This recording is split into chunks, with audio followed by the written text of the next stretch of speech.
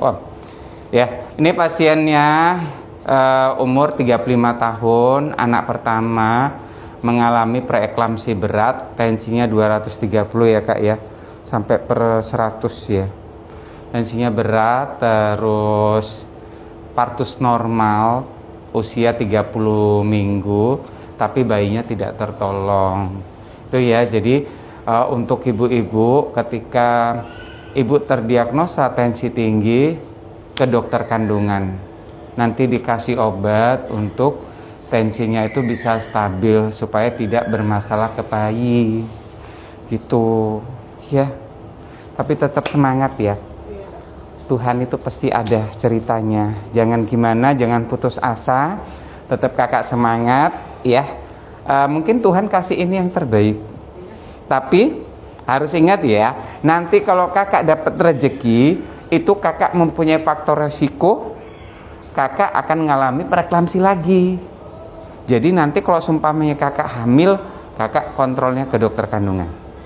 Ya. Nah, jadi nanti obatnya itu berbeda.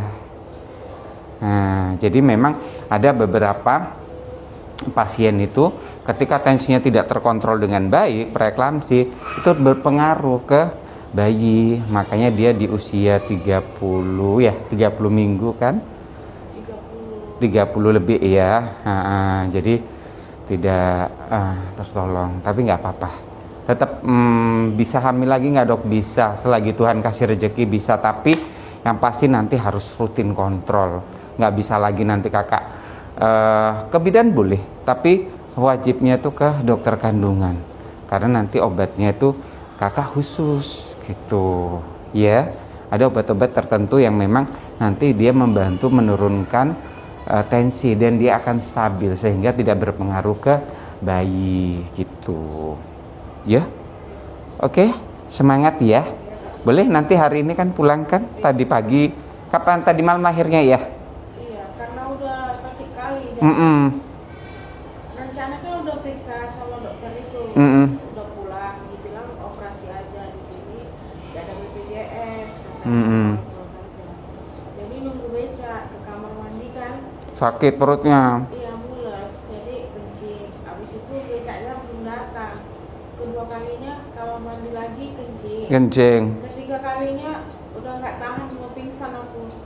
Aku panggil suamiku, panggillah dulu tante bang, aku bilang.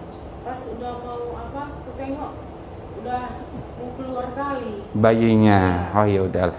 Berarti itu masih rezeki ya. Jadi syukurnya tetap kita disyukur karena apa? Tidak harus operasi, bayinya lahir normal dan masih disyukuri dia tidak terjadi namanya eklamsi. Karena tensi segitu biasanya nggak tahan itu kak, kejang dia. Iya, ini memang nggak ada oyo, nggak ada kejang. Kalau aku pun nggak tahu kan, periksa tensi ke apotik, ke bidan itulah kan, habis ke bidan itu 3 hari lagi periksa